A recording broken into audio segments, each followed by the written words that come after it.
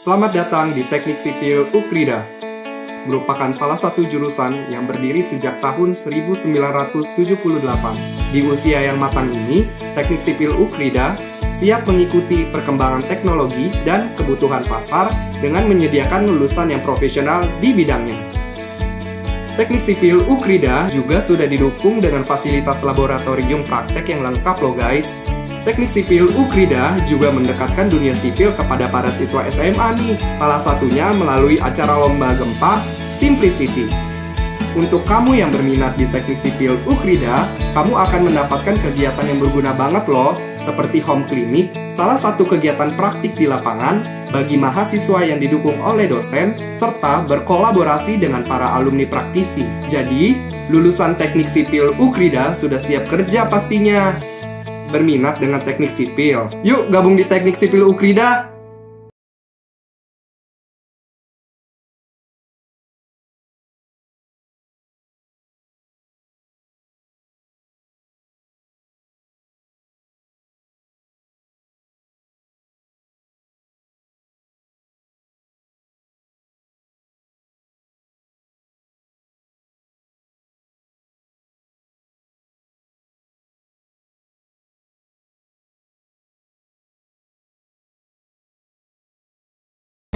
Sastra Inggris Ukrida Department of English, where the cultivation of academic and technical skills is at the heart of a language learning program. Begitulah slogan dari Sastra Inggris Ukrida yang berkomitmen untuk menggali soft skills dan hard skills dalam pembelajaran bahasa dan sastra Inggris. Sastra Inggris Ukrida juga memiliki 3 peminatan yang dapat kamu kuasai, yaitu penulisan kreatif, pengajaran bahasa Inggris, dan penerjemahan. Di Sastra Inggris Ukrida, bukan kemampuan bahasa dan sastra Inggris saja yang akan diasah. Kalian juga akan dibekali kemampuan dan keterampilan global agar siap bersaing di dunia kerja. UDI juga menawarkan program unggulan seperti Pull-Out Program, 3-in-1 Field Trip to Yogyakarta, UDI Global Skills, Journalistics Coaching, serta kerjasama dengan mitra dalam dan luar negeri. Gimana? Tertarik nggak kalian? Come and join us in Ukrida Department of English.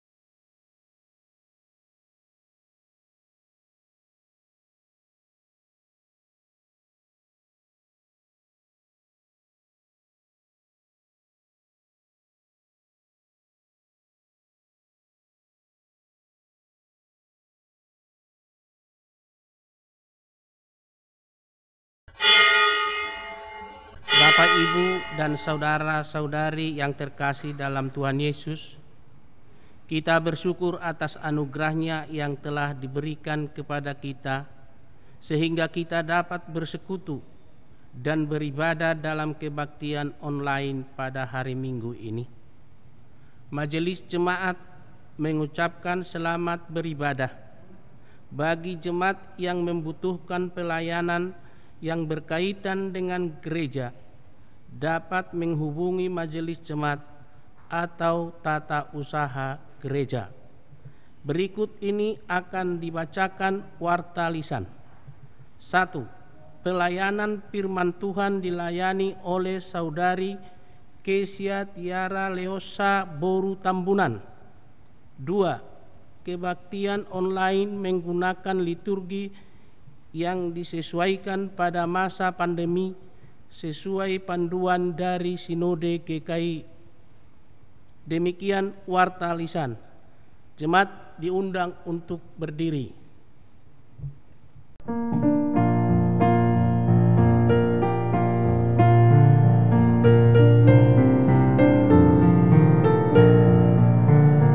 Hari Minggu, hari yang mulia, itu hari Tuhanku. Dia bawa rasa bahagia masuk dalam hatiku. Hari Minggu, hari Tuhan, hari suci dan teduh. Hari Minggu, hari Tuhan, hari suci dan teduh.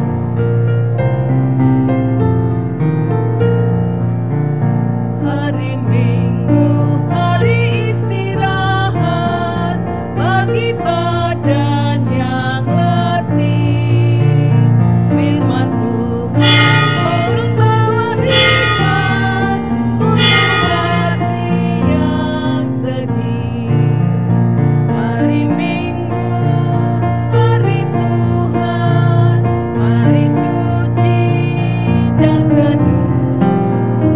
Hari Minggu, hari Tuhan, hari suci dan teduh.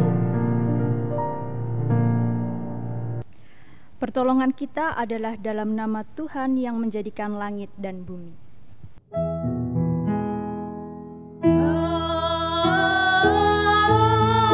Amin, amin, amin. Tuhan beserta saudara. Dan beserta saudara juga. Hari ini gereja merayakan Minggu Kristus Raja yang merupakan minggu terakhir dalam tahun liturgi sebelum memasuki masa Advent dan memasuki tahun liturgi yang baru. Di minggu terakhir ini, umat diajak mengingat kembali penghayatan iman kepada Kristus yang adalah Raja dan merefleksikan keberadaan dirinya dalam relasi dengan sesamanya. Pengakuan dosa. Mari kita berdoa. Ya Tuhan, di minggu terakhir tahun liturgi ini, kami hendak mengaku segala dosa kami di hadapan-Mu. Betapa kami kerap hanya memikirkan kepentingan dan kesenangan kami sendiri tanpa peduli pada sesama kami. Kami terlalu egois dan individualistis, cenderung ingin menerima daripada memberi, dilayani daripada melayani. Padahal Engkau yang adalah Raja di atas segala raja, datang sebagai gembala yang begitu memperhatikan keselamatan dan kesejahteraan hidup kami. Ampunilah kami ya Tuhan, serta perbaharuilah hidup kami agar semakin mau peduli dan berbagi dengan sesama kami, khususnya mereka yang kecil, lemah, serta terlupakan. Demi Kristus kami memohon. Amin.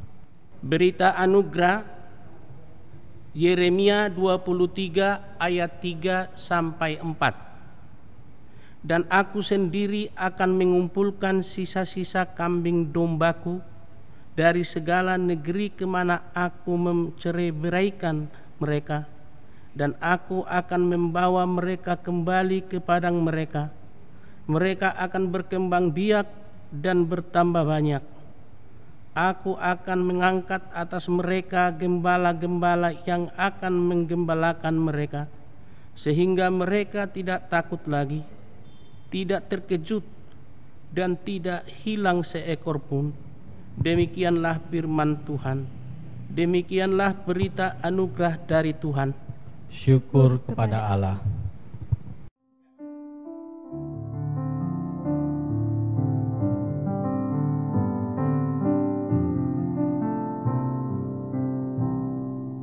Buka mataku, melihatmu Yesus, ku ingin dekatmu, menyatakan kasih. Buka telingaku untuk mendengarmu. Oh, buka mataku, melihatmu Yesus.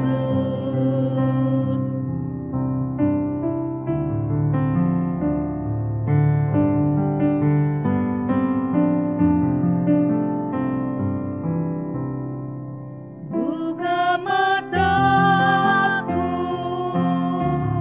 melihatmu Yesus, ku ingin dekatmu, menyatakan kasih. Buka telingaku untuk mendengarmu. Oh, buka mataku, melihatmu Yesus.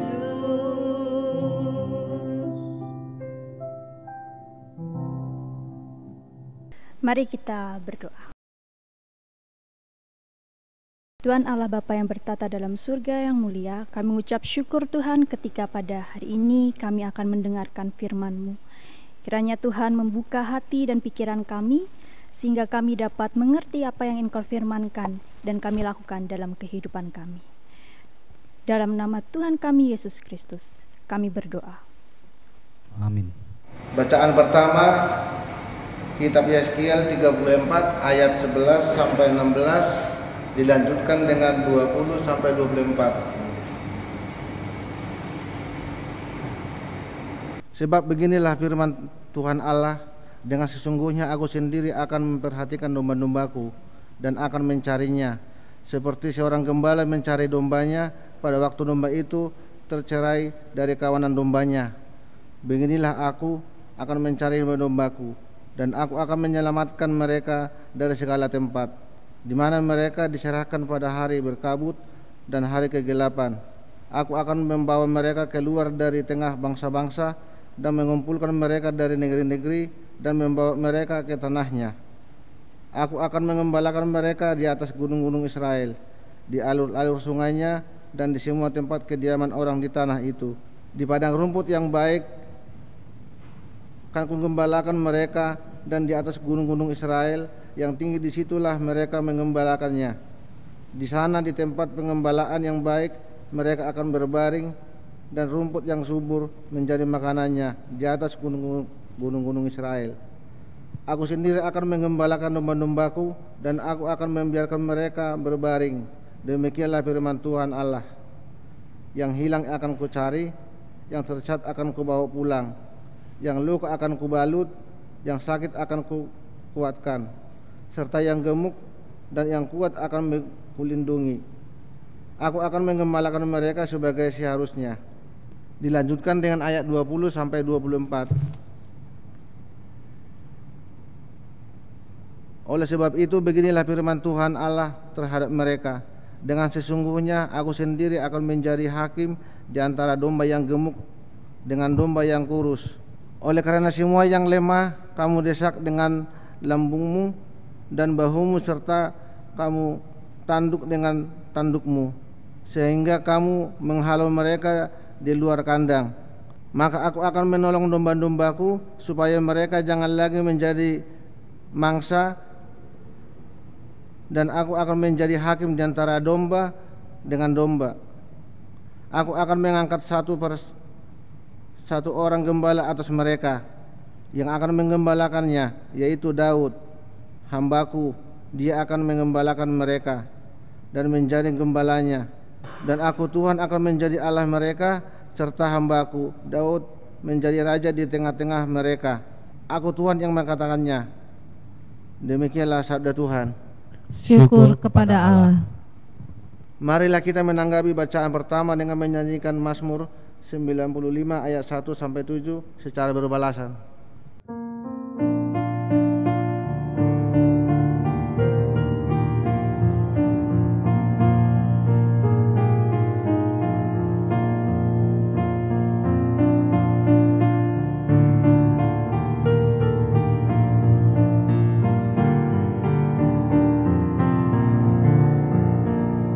Pada hari ini, jika kau dengar suaranya, janganlah keraskan hatimu.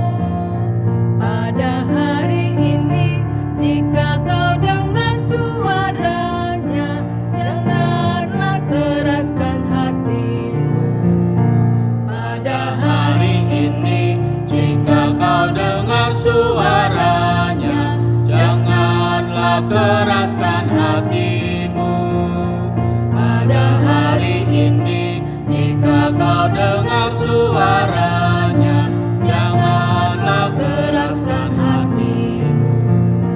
Mari kita bersorak-sorai untuk Tuhan, bagi Dia gunung batu keselamatan kita.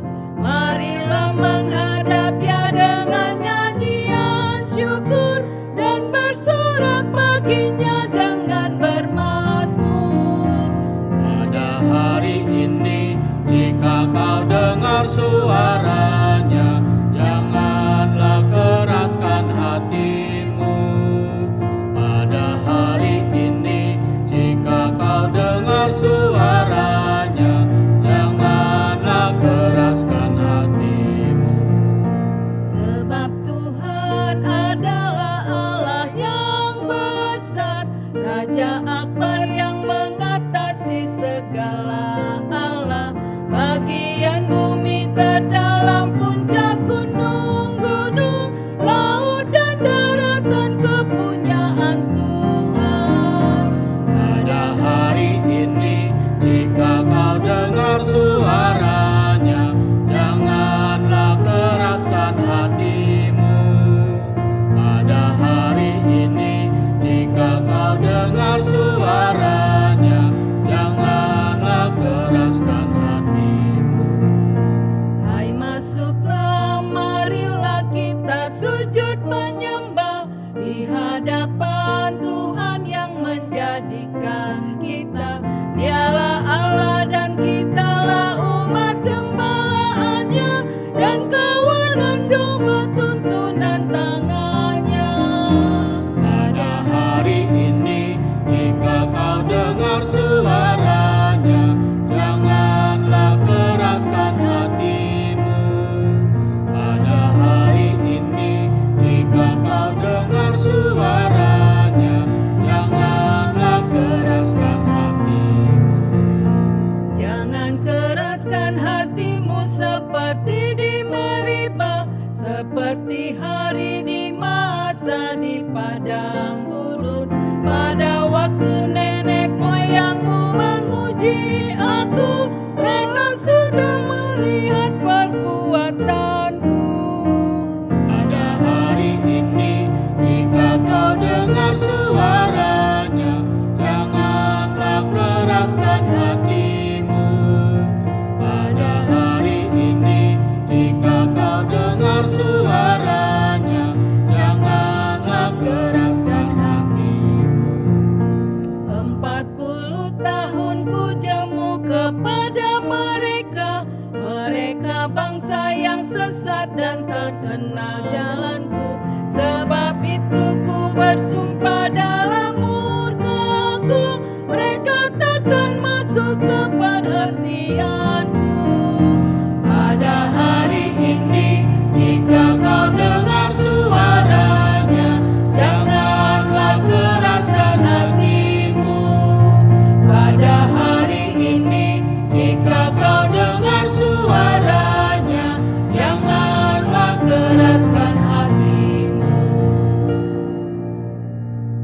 Bacaan kedua, surat Efesus 1 ayat 15 sampai 23. Karena itu setelah aku mendengar tentang imanmu dalam Tuhan Yesus dan tentang kasihmu terhadap semua orang kudus, aku pun tidak berhenti mengucap syukur karena kamu, dan aku selalu mengingat kamu dalam doaku dan meminta kepada Allah Tuhan kita Yesus Kristus, yaitu Bapa yang mulia itu, supaya Ia memberikan kepadamu roh hikmat dan wahyu untuk mengenal Dia dengan benar, dan supaya Ia menjadikan mata hatimu terang, agar kamu mengerti pengharapan apakah yang terkandung dalam panggilannya, betapa kayanya kemuliaan bagian yang ditentukannya bagi orang-orang yang kudus, dan betapa hebat kuasanya bagi kita yang percaya, sesuai dengan kekuatan kuasanya yang dikerjakannya di dalam Kristus dengan membangkitkan Dia dari antara orang mati dan mendudukkan Dia di sebelah kanannya di surga, jauh lebih tinggi dari segala pemerintah dan penguasa dan kekuasaan dan kerajaan dan tiap-tiap nama yang dapat disebut, bukan hanya di dunia ini saja, melainkan juga di dunia yang akan datang. Dan segala sesuatu telah diletakkannya di bawah kaki Kristus, dan Dia telah diberikannya kepada jemaat sebagai kepala dari segala yang ada. Jemaat yang adalah tubuhnya, yaitu penuhan Dia yang memenuhi semua dan segala sesuatu. Demikianlah sabda Tuhan. Syukur kepada Allah. Inilah Injil Tuhan Yesus Kristus menurut Matius pasal 25 ayatnya yang ke-31 hingga 46. Penghakiman terakhir. Apabila Anak Manusia datang dalam kemuliaannya dan semua malaikat bersama-sama dengan Dia, maka Ia akan bersemayam di atas tahta kemuliaannya. Lalu semua bangsa akan dikumpulkan di hadapannya, dan Ia akan memisahkan mereka seorang daripada seorang, sama seperti gembala memisahkan domba dari kambing. Dan Ia akan menempatkan domba-domba di sebelah kanannya dan kambing-kambing di sebelah kirinya. Dan raja itu akan berkata kepada mereka yang di sebelah kanannya, "Mari, hai kamu yang diberkati oleh Bapa-Ku, terimalah kerajaan yang telah disediakan bagimu sejak dunia dijadikan. Sebab ketika aku lapar, kamu memberi aku makan, ketika aku haus, kamu memberi aku minum, ketika aku seorang asing, kamu memberi aku tumpangan. Ketika aku telanjang, kamu memberi aku pakaian, ketika aku sakit, kamu melawat aku. Ketika aku di dalam penjara, kamu mengunjungi aku." Maka orang-orang benar itu akan menjawab Dia. Katanya, "Tuhan, bila manakah kami melihat Engkau lapar dan kami memberi Engkau makan, atau haus dan kami memberi Engkau minum? Bila manakah kami melihat Engkau sebagai orang asing dan kami memberi Engkau tumpangan, atau telanjang dan kami memberi Engkau pakaian? Bila manakah kami melihat Engkau sakit atau dalam penjara dan kami mengunjungi Engkau?" Dan raja itu akan menjawab mereka, "Aku berkata kepadamu, sesungguhnya segala sesuatu yang kamu lakukan untuk salah seorang dari saudaraku yang paling hina ini, kamu telah melakukannya untuk aku." Dan Ia akan berkata juga kepada mereka yang di sebelah kirinya, "Enyahlah dari hadapanku, hai kamu orang-orang terkutuk. Enyahlah ke dalam api yang kekal, yang telah sedia untuk iblis dan malaikat-malaikatnya. Sebab ketika aku lapar, kamu tidak memberi aku makan. Ketika aku haus, kamu tidak memberi aku minum. Ketika aku seorang asing, kamu tidak memberi aku tumpangan. Ketika aku telanjang, kamu tidak memberi aku pakaian. Ketika aku sakit dan dalam penjara, kamu tidak melawat aku." Lalu mereka pun akan menjawab dia, katanya, Tuhan, bila manakah kami melihat Engkau lapar atau haus, atau sebagai orang asing, atau telanjang, atau sakit, atau dalam penjara, dan kami tidak melayani Engkau? Maka ia akan menjawab mereka, Aku berkata kepadamu, sesungguhnya segala sesuatu yang tidak kamu lakukan untuk salah seorang dari yang paling hina ini, kamu tidak melakukannya juga untuk aku. Dan mereka ini akan masuk ke tempat siksaan yang kekal, tetapi orang benar ke dalam hidup yang kekal. Demikianlah Injil Yesus Kristus. Berbahagialah mereka yang mendengarkan firman Allah dan memeliharanya. Haleluya. Haleluya, haleluya, haleluya.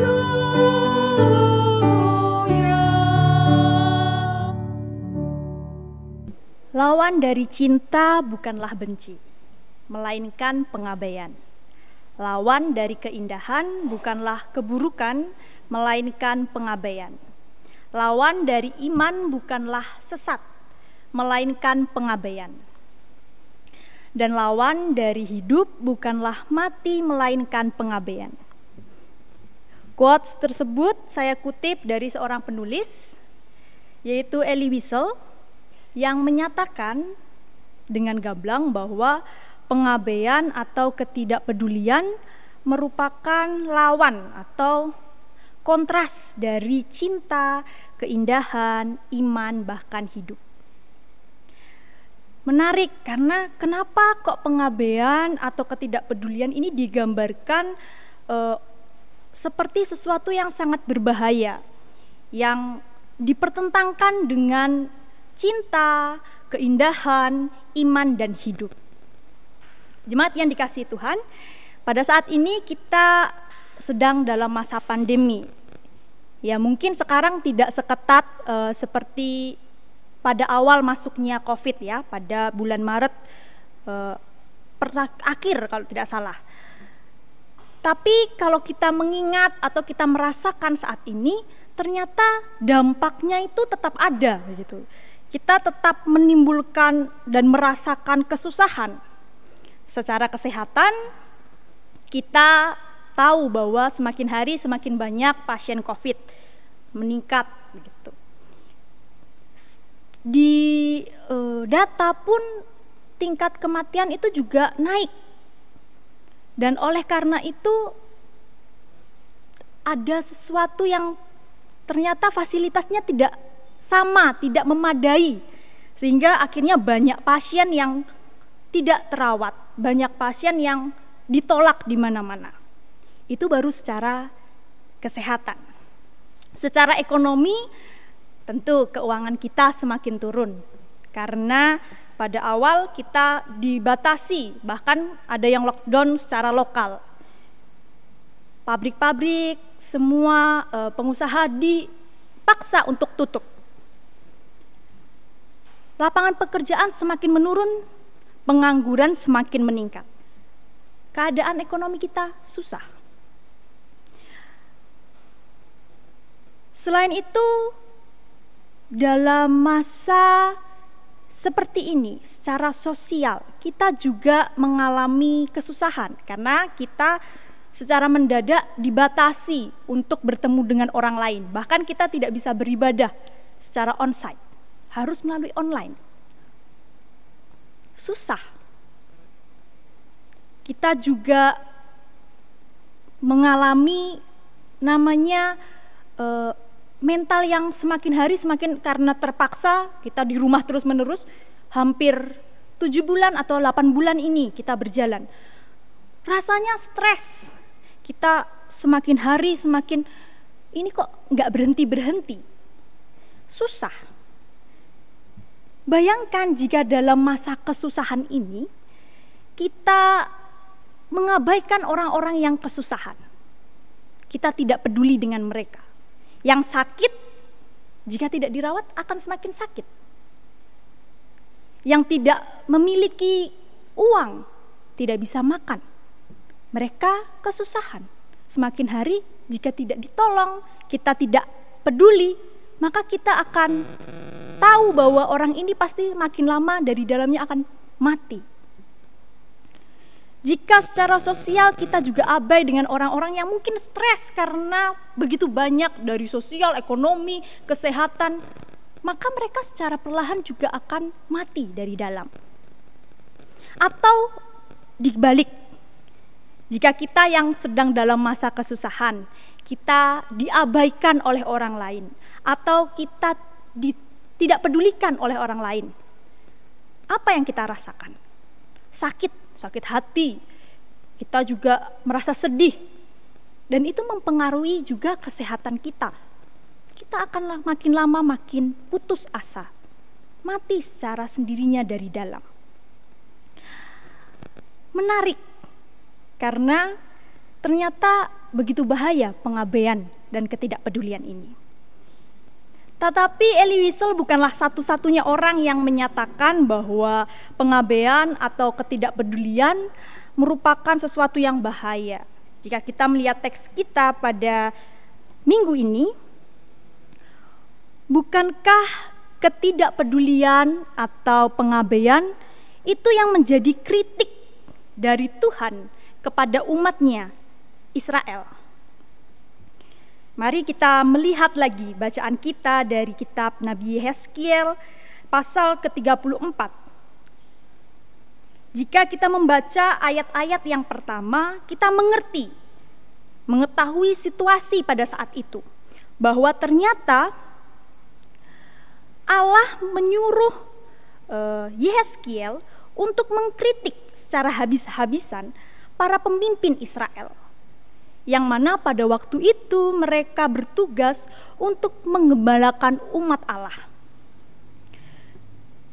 Jika kita melihat budaya orang Yahudi, gembala itu tinggal bersama kawanan dombanya, ya.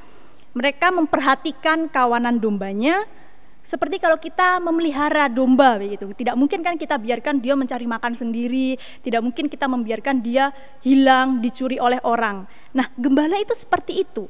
Dan itulah yang diharapkan oleh Allah melalui pemimpin-pemimpin Israel yang pada saat itu menjadi wakil Allah. Tetapi ternyata jika kita membaca, ternyata pemimpin-pemimpin Israel itu tidak melakukan tugasnya semana mestinya.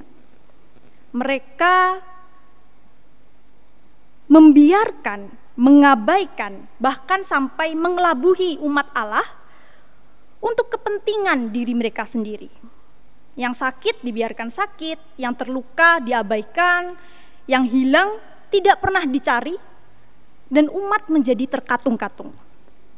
Oleh karena itu, melalui Nabi Yeskiel, Allah menegur pemimpin Israel dan menyatakan kabar sukacita bahwa ia akan menjadi gembala itu sendiri yang akan memperhatikan umat Allah, merawat, melindungi, membalut yang terluka, serta mencari yang hilang. Umat akan merasakan curahan perhatian Allah dalam kondisi apapun, termasuk ketika mereka lemah atau terhina. Allah akan mengembalikan keadilan menjadi utuh dan menyeluruh bagi umatnya melalui penggembalaannya.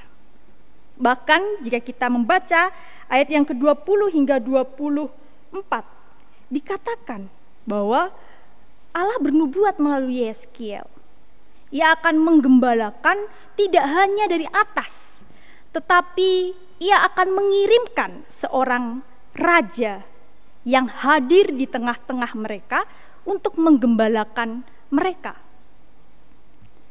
Nubuatan inilah yang dipakai oleh Matius dalam bacaan Injil kita, yang mana Matius ingin memperlihatkan bahwa Kristus datang untuk menggenapi nubuatan Nabi Yeskiel, bahwa Kristus akan menjadi raja yang berkuasa, yang hadir dalam kemuliaannya, dan menjadi hakim agung.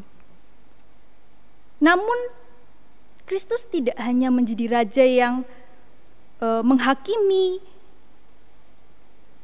Dia tidak hanya menjadi raja yang akan melakukan sesuatu yang dengan kekuasaannya, tapi Kristus adalah Allah itu sendiri. Sehingga ketika Allah menyatakan bahwa Ia adalah gembala, maka Kristus adalah raja yang juga gembala. Nah, bagaimana seorang raja kok jadi gembala? Itu tidak bisa dipikirkan oleh murid-muridnya pada saat itu. Gimana kok raja kok menggembala? Raja itu kan biasanya dengan kekuasaan, kemewahan, wewenang. Dia punya banyak prajurit. Lah, gembala itu kan sebuah pekerjaan yang tidak sama seperti raja. Lalu bagaimana, kenapa raja ini jadi gembala? Nah, inilah yang menarik. Karena Injil Matius ingin memperlihatkan Kristus adalah raja. Ya, dia raja. Dia mempunyai kuasa, dia mempunyai wewenang, dia mulia. Jika kita melihat ayat yang ke-31, dia dikatakan Anak manusia datang dalam kemuliaannya. Dia mulia. Ia akan datang sebagai hakim agung. Tetapi Kristus memiliki standar yang berbeda dengan raja-raja yang lain. Mungkin raja lain akan memilih, dalam penghakiman itu akan memilih, kamu punya apa? Prestasimu apa? Yang kamu miliki apa sehingga kamu bisa masuk ke kerajaanku, sehingga kamu mendapatkan kartu VIP. Tapi tidak dengan Kristus. Ia adalah raja yang menggembala, sehingga dia memiliki kriteria yang aneh jika pada masa itu. Raja kok menggembala? Tidak masuk akal bagi mereka.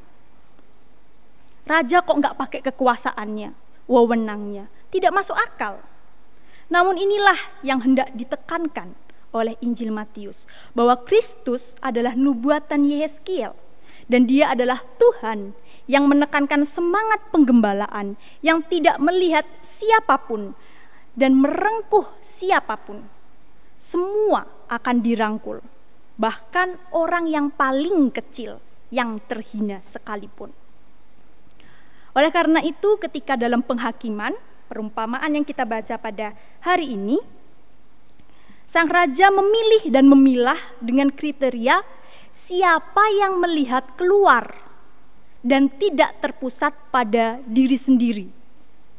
Di ayat 35 hingga 36 dikatakan, sebab ketika aku lapar kamu memberi aku makan, ketika aku haus kamu memberi aku minum, ketika aku seorang asing kamu memberi aku tumpangan, ketika aku telanjang kamu memberi aku pakaian, ketika aku sakit kamu melawat aku, ketika aku dalam penjara kamu mengunjungi aku. Itulah yang akan masuk ke kerajaannya. Namun ini tidak dipahami ternyata.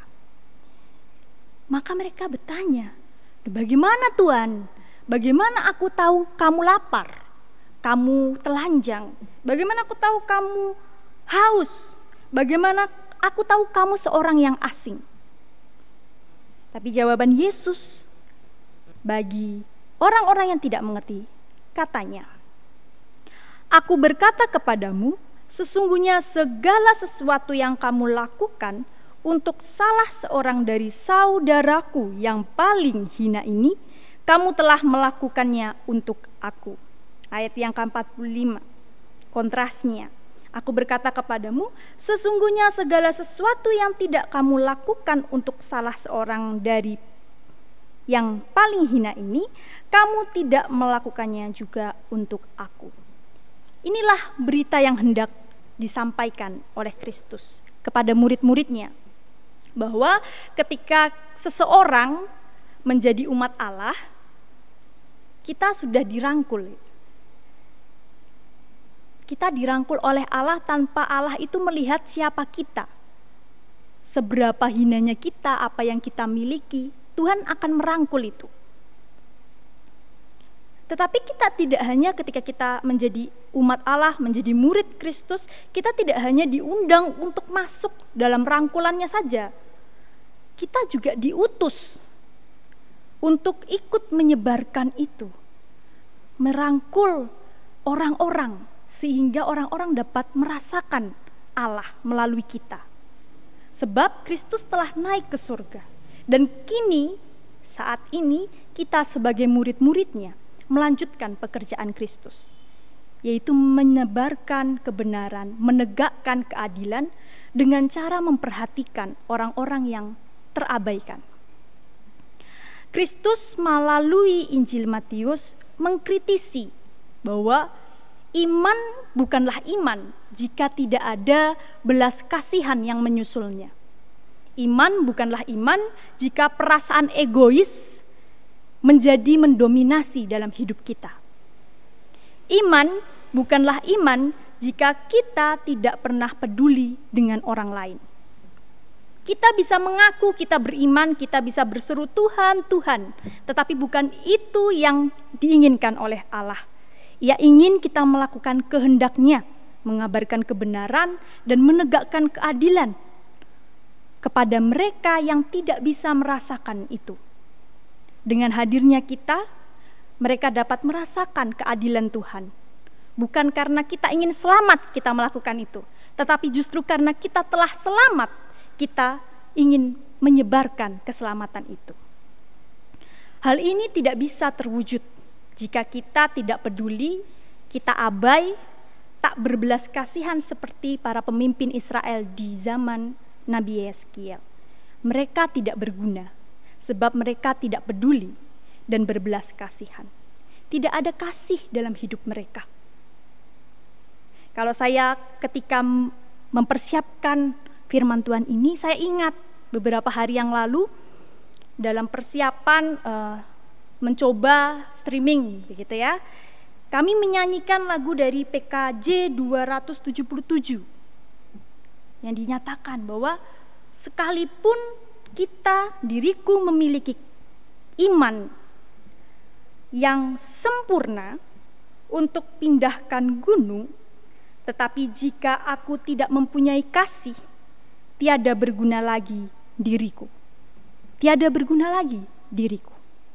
Hari ini kita diingatkan menuju masa Advent di tahun 2020 yang penuh kejutan.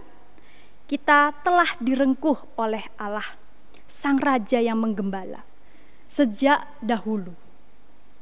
Dan kita diundang untuk mewujudkan iman kita dengan peduli dan berbelas kasihan, sehingga kita bisa bernyanyi, sekarang diriku telah mempunyai kasih, kini berguna lagi diriku, kini berguna diriku. Amin.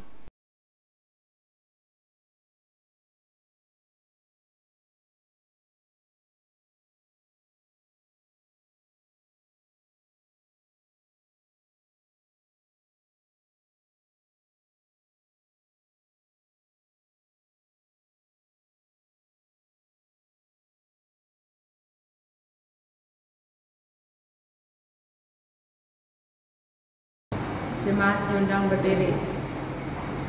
Marilah kita bersama dengan umat Allah di masa lalu, masa kini, dan masa depan mengingat pengakuan pada baptisan kita menurut pengakuan iman rasuli yang berbunyi demikian.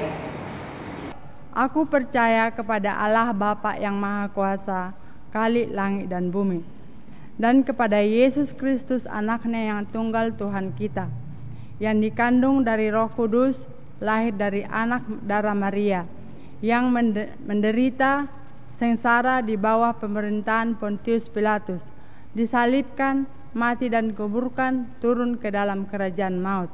Pada hari yang ketiga, bangkit pula dari antara orang mati, naik ke surga, duduk di sebelah kanan Allah, Bapa yang Maha Kuasa, dan dari sana ia akan datang untuk menghakimi orang yang hidup dan yang mati.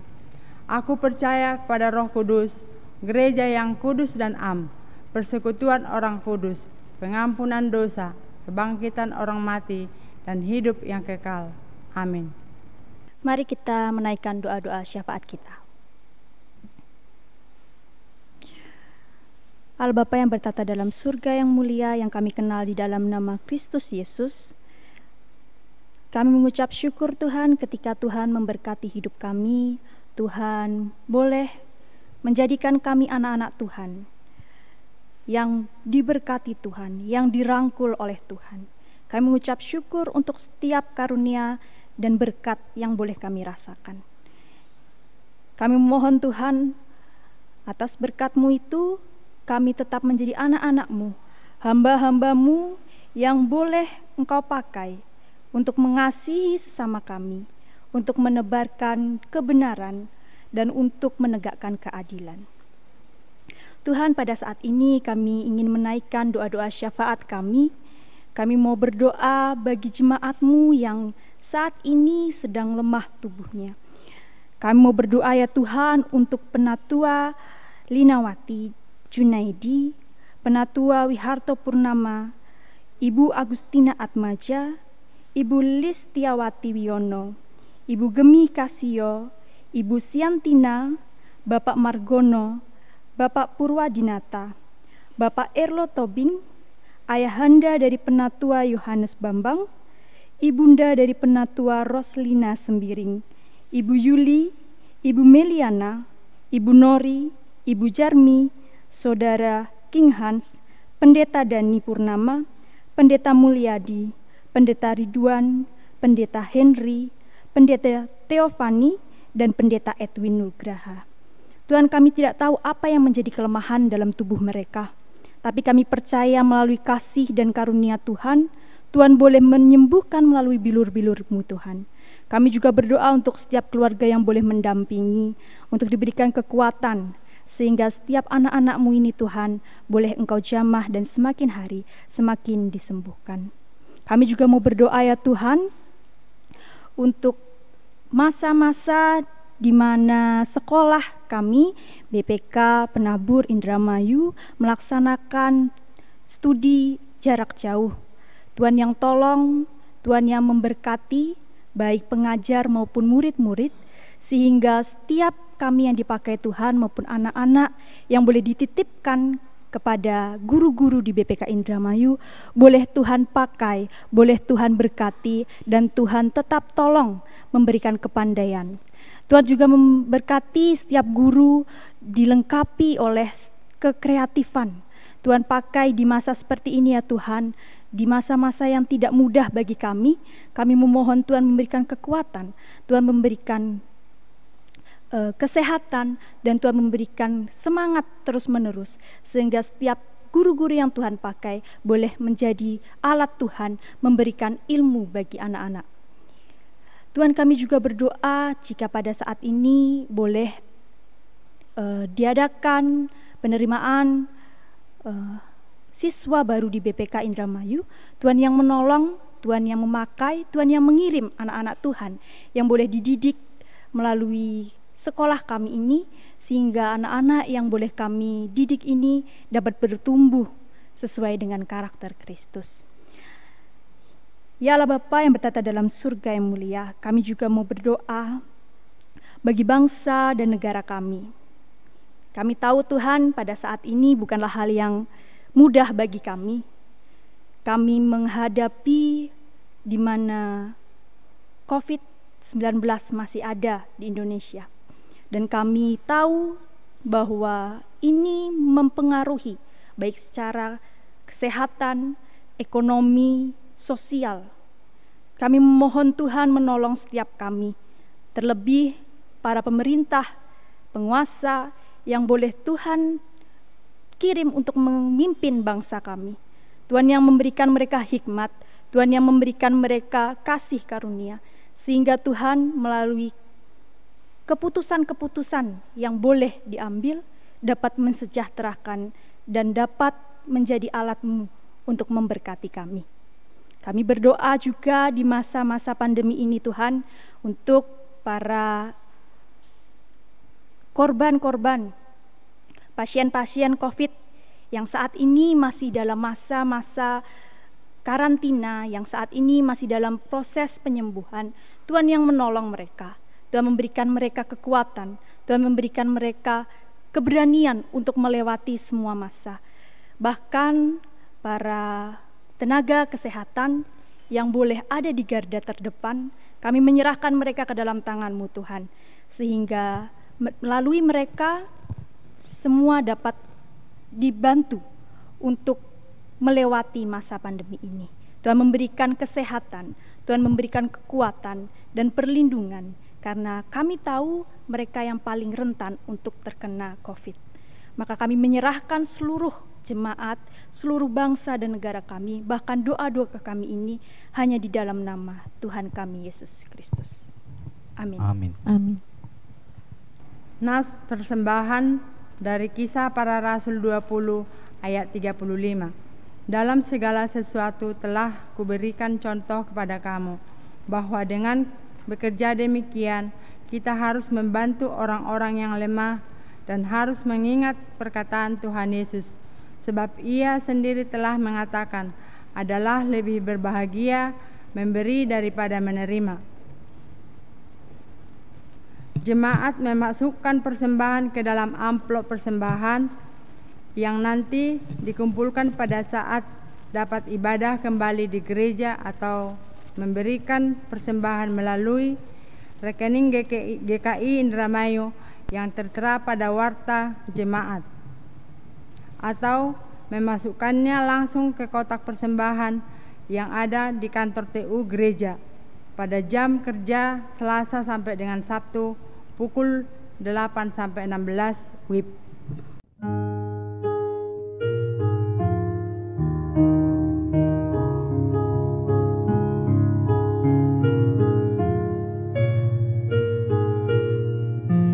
Langit bernyanyi gembira, haleluya, karena kemuliaan Allah kita panjatkan terus. Haleluya, haleluya, haleluya, haleluya. Langit bernyanyi gembira, haleluya, karena hidupku di dalam kasih mesra. Haleluya, haleluya, haleluya, haleluya. Langit bernyanyi gembira, haleluya, karena berita Injil kita masyurkan terus. Haleluya, Jemaat diundang berdiri. haleluya, haleluya, haleluya.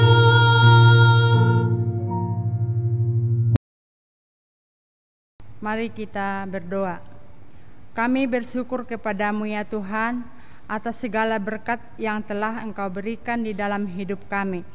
Kami bersyukur atas kekuatan, kesehatan, pekerjaan, keluarga, gereja, dan negeri kami. Terimalah persembahan kami saat ini sebagai wujud syukur kami kepadamu. Di dalam nama Yesus Kristus kami berdoa. Amin.